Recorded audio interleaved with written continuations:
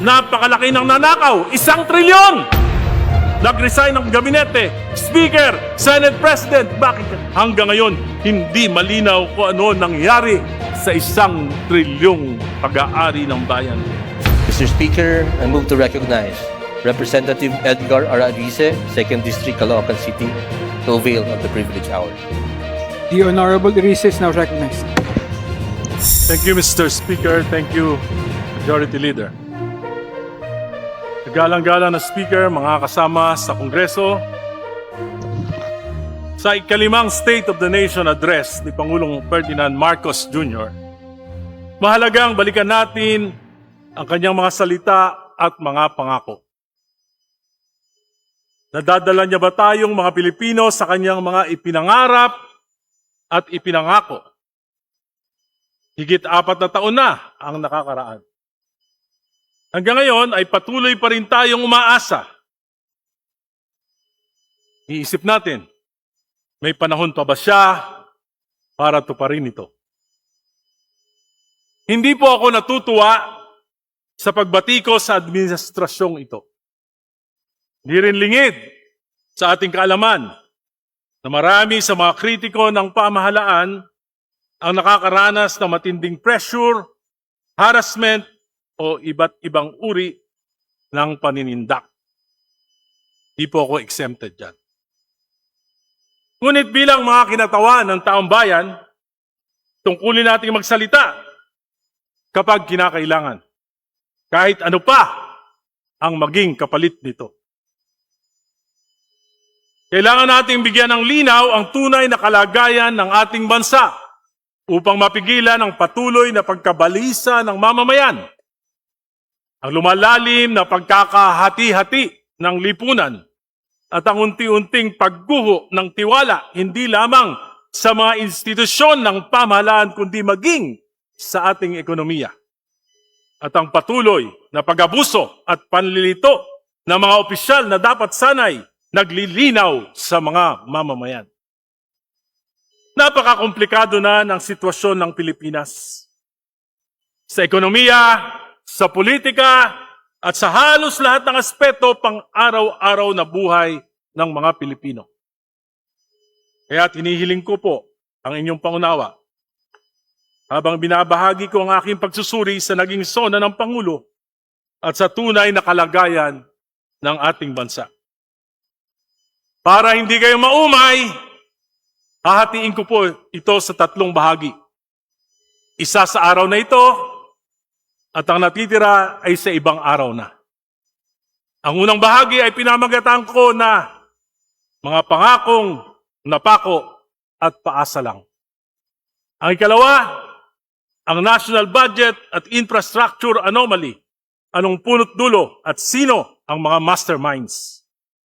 At huli, Marcos Martial Law Part 2, CONAS, Noel, banta ba o ito o katang-isip lamang? Salamat po. Pinangakuan na kayo? Gusto nyo pang tuparin?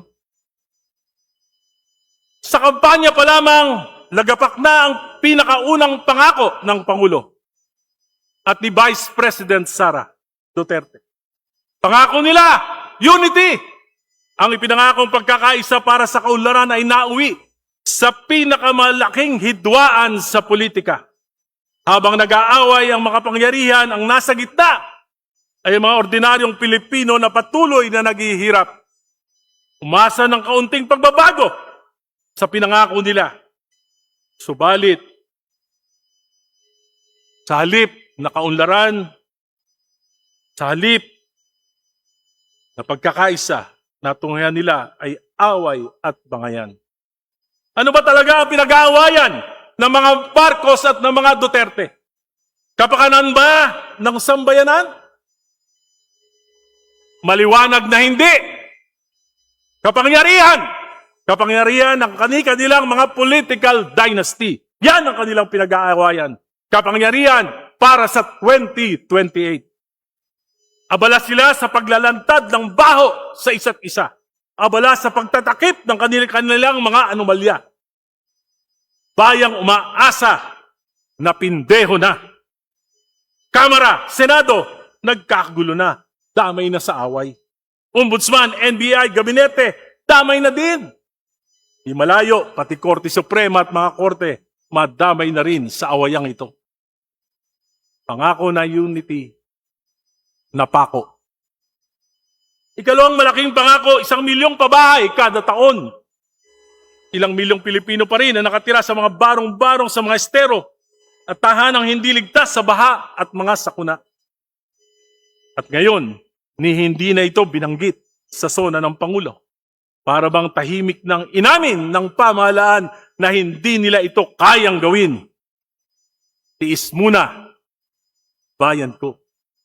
Pangalawang pangako ng Pangulo, pabahay, muling napako. At siyempre, pinakatanyag na pangako, 20 pesos kada kilo ng bigas. Ayon sa Pangulo, 12 milyong pamilya raw ang nakinabang. Ngunit kapag sinuri ang datos, lumilitaw na ang benepisyo ay hindi kasing lawak ng ipinakikita. Kung ipagpalagay na ang isang pamilya ay nakabili ng humigit kumulang 10 kilo na 20 pesos, sapat lamang ito sa humigit kumulang 4 hanggang 5 araw na konsumo ng isang karaniwang sambahayan. Ibig sabihin, sa loob ng isang buong taon, ang benepisyo ay pansamantala lamang. Wala pang 1 linggo ang benepisyo, isang maikling ginhawa sa gitna ng 365 days ng pagbili ng bigas sa presyong nasa merkado na kadalasan ay doble o higit pa. Kung ulitin naman ang benepisyo sa parehong mga pamilya, mas lumiliit pa ang aktual na bilang na natutulungan. Sa ganitong pagtingin, ang 12 milyong pamilyang sinasabi ay maaring hindi katumbas ng 12 milyong pamilya na nakaranas ng tuloy-tuloy na benepisyo, kundi pa ulit-ulit na transaksyon sa iilang benepisyaryo. Kaya ang tanong, ito ba ang pangmatagalang solusyon sa mataas na presyo ng bigas? O isa lamang itong pansamantalang subsidy na nagbibigay ng maikling relief, ngunit hindi tumutugon sa ugat ng problema? Policy ba ito? O papogi lang? Dito pumapasok ang mas mahalagang usapin ng policy. Kung ipatutupad ng tuluyan ng 20 pesos kada kilo ng bigas ng walang sabay na pagtaas ng produksyon, pagbaba ng gastos sa agrikultura at pagangat ng kita ng mga magsasaka, ang gobyerno ay mapipilitang mag-boost ng bilyong-bilyong piso sa subsidy taon-taon.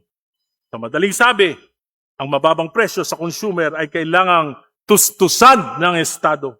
At ang tanong na hindi maiiwasan, saan kukunin ang pondong ito? Sa mas mataas na buwis ng mamamayan? Sa mas malaking pangungutang na ipapasa sa susunod na henerasyon?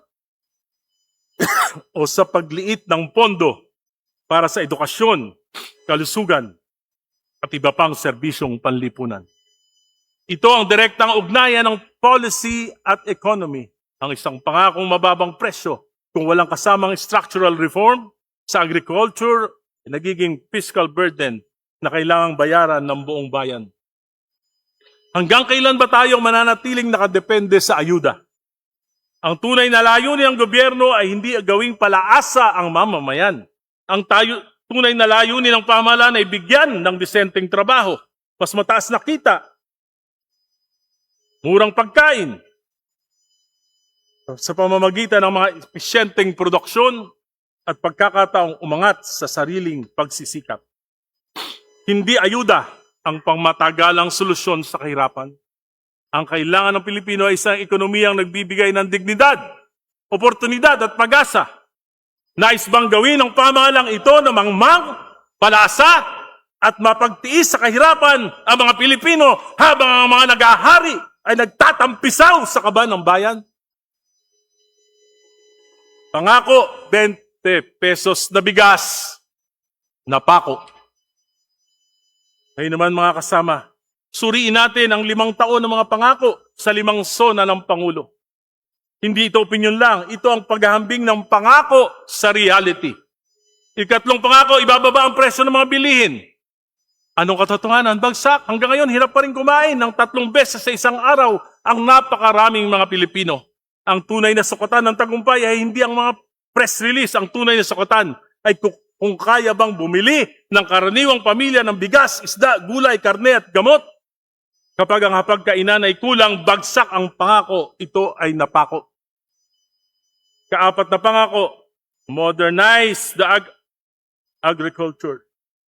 Makamit ang food security. Ang katotohanan, bagsak ang pangako, napako. Si Pangulong Marcos pa mismo ang naging kalihim ng Department of Agriculture noong una. Kung may pinakamalaking pagkakataon para baguhin ang agriculture, iyon na sana. Ngunit hanggang ngayon, bagsak pa rin ang produksyon, bagsak ang kita ng ating magsasaka, at patuloy tayong umaasa sa pag-angkat sa mga pagkain mula sa ibang bansa. Kung maangkat ka ng pagkain habang naghihirap ang sarili mong magsasaka, paano mo masasabing matagumpay ang iyong programa? Napako muli. Kaanim na pangako, pagandahin ang edukasyon. Reality, kulang pa rin. May mga reformang ginawa, ngunit hanggang ngayon, napakalaki pa rin ang kakulangan sa mga silid-aralan, guro at kagamitan. Paano magiging globally competitive ang ating kabataan kung ang iba ay nagsisiksikan pa rin sa mga classroom at kulang sa mga klat at pasilidad? Pangako sa kabataan ay napako, 160,000 classrooms ang kakulangan ng mga public school. Matatapos na ang 2026, wala pang nagagawa ni isang classroom. Pangako sa edukasyon, napako. Ito ang ikapito. Mahiya naman kayo. Ito ang pinakamalakas na pahayag ng Pangulo. Ito ang nagbigay ng pag-asa sa sambayanang Pilipino. Nangako siyang bubunutin ang ugat ng korupsyon sa flood control at sa national budget. Nangako siyang aalamin kung sino ang mga masterminds. Nangako siyang walang sasantuhin. Katotohanan, nasaan ang komprehensibong ulat ng ICC? Nasaan ang listahan ng mga mastermind? Nasaan ang mga nakinabang sa trilyong pondong pinag-uusapan? Bumuo ng Independent Commission on Infrastructure, ngunit hindi ito nabigyan ng sapat na suporta. Nagbitiw ang mga pangunahing opisyal nito tulad ni Sec. Babe Singson at Rosana Pajardo.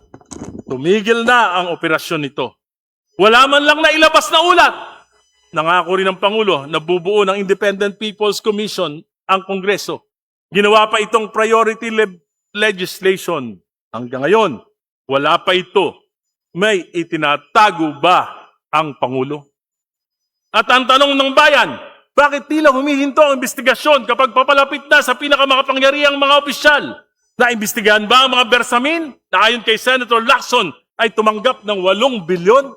Naimbestigahan ba si Secretary Pangandaman ng DBM na siyang pumirma ng mga saro ng flood control projects at mga unprogrammed appropriations? Pangako, napako. Sa aking susunod na privilege speech, ilalahad ko ng detalyado ang budget anomaly. Anong pulot dulo nito at kung sino ang mga mastermind. Kawalong pangako, ang Kadena Act. Isang pangakong napako matapos ibunyag ng Pangulo ang umunoy malawakang anomalya sa national budget at flood control. Inaasahan ng sambayanan na isusulong niya ang mga reformang titiyak na hindi na ito maulit. Isa sa pinakamahalagang panukala ay ang Kadena Act. Isang batas na magpapalakas ng transparency, pananagutan at integridad sa proseso ng paghahanda at pagpapatibay ng pambansang budget. Ito sana ang magiging sagot upang wakasan ang mga lihim na insertions, budget manipulations at mga pondong hindi malinaw kung paano at saan napupunta. Ngunit ano ang nangyari? Ito na ipasa ng Kongreso. Isa na namang napakahalagang pangako ang naiwan sa papel lamang. Talagang seryoso ang pamahalaan sa paglaban sa korupsyon. Bakit hindi na isabatas ang isa sa pinakamahalagang reforma upang maging transparent ang buong budget process? Nakadena ang pangako at ito'y napako. Kung walang transparency, paano magkakaroon ng accountability? Kung walang accountability, paano mapipigilan ng korupsyon? At kung hindi natin aayusin ang sistema ng pambansang budget, paulit-ulit lang nating maririnig ang pare-parehong mga pangako at paulit-ulit ding masasayang ang salapi ng bayan. Pangako, napako. Ikasyam na pangako, tapusin ang political dynasty. Noong nakaraang taon, nagkaroon ng malaking marcha. laban sa korupsyon at political dynasties. Ginawa pa itong priority legislation ng Pangulo. Ano nangyari? Hanggang ngayon, wala pa ring tunay na anti-political dynasty. Sa halip, ang bersyong ipinasa ng kanyang mga kalyado ay sa pananaw ng marami, lalo pang magbibigay ng puwang upang manatili at lumawak ang paghahari ng mga political dynasties. Di lang itong pangakong napangako. Ito ay tahasang panlililang sa sambayanan. Pangako, napako. Isampung pangako. Papakulong ang malalaking isda. Ito ang pinakaabangang pangako ng sambayanan. Reality. Nasaan ang mga big fish? Sa pananaw ng maraming Pilipino, ang mga pinakamapangyarihan ay hindi pa rin napapanagot.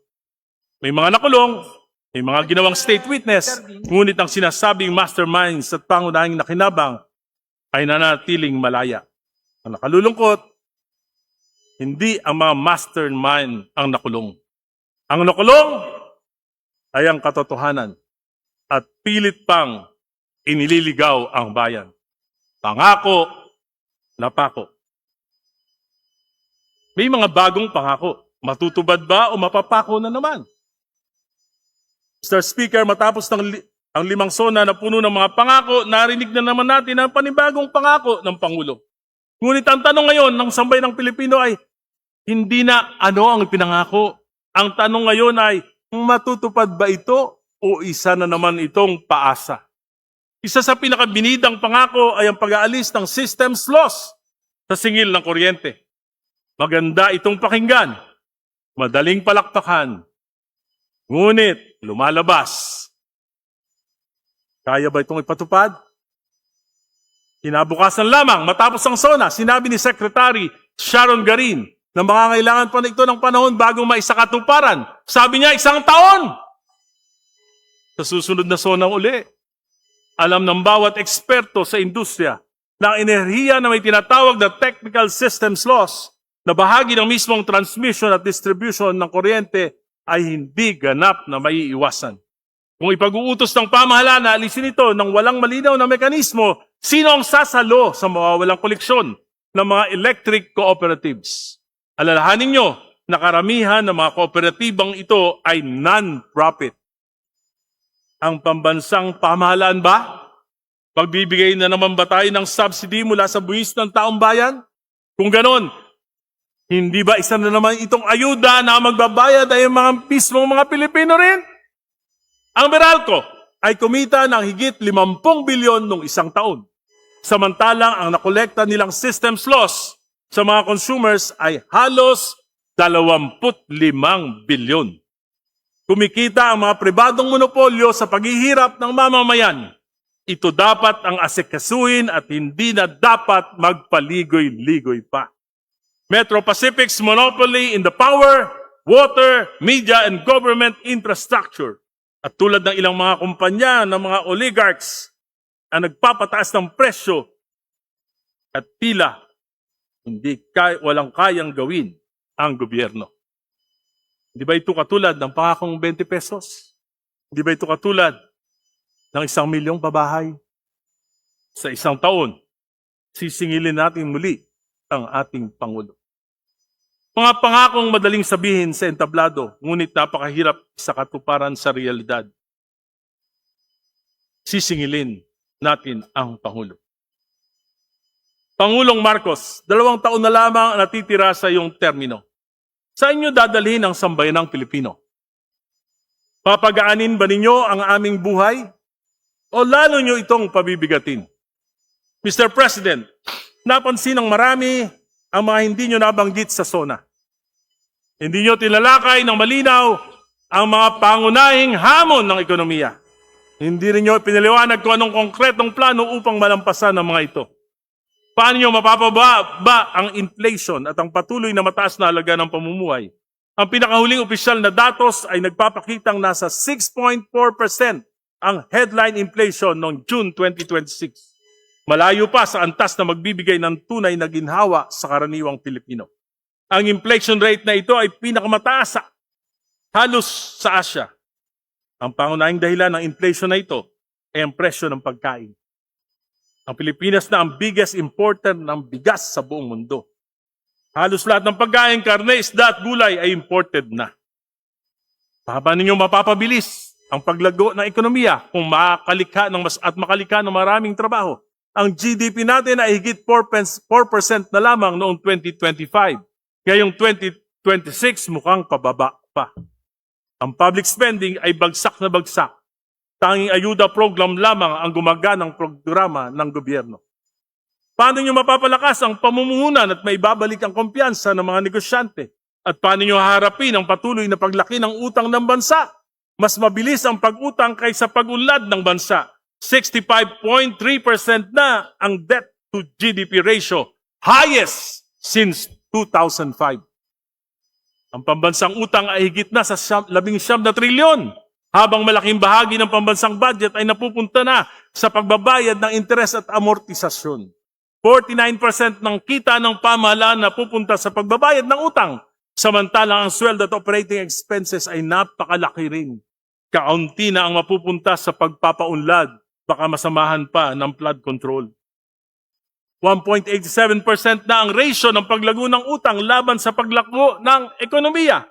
Kapag mas mabilis ang paglaki ng utang kaysa paglago ng ekonomiya, ang tunay na magbabayad ay hindi lamang ang kasalukuyang henerasyon, kundi pati ang susunod na mga Pilipino.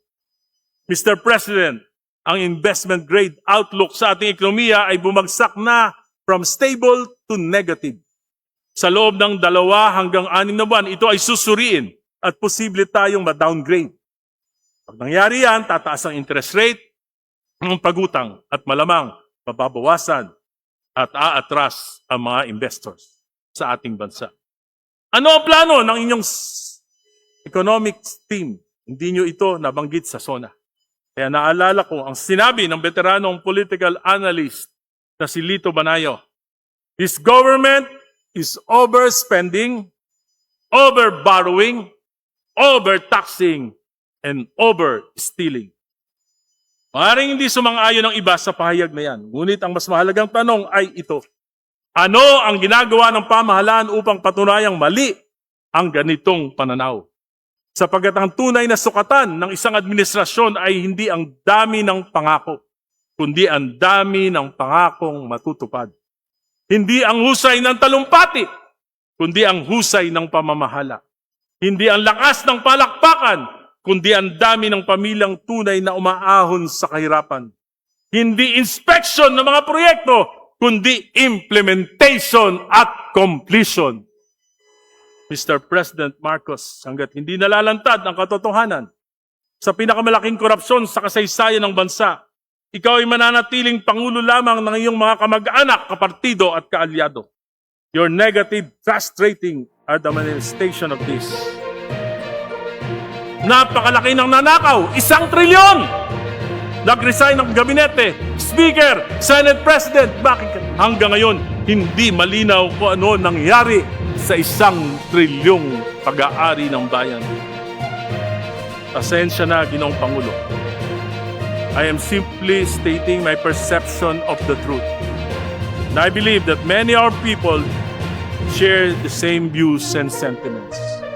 Kung may mali sa sinabi ko, sabihin niyo sa akin at hindi ako magiging bingi at bulag sa katotohanan. Maraming salamat po.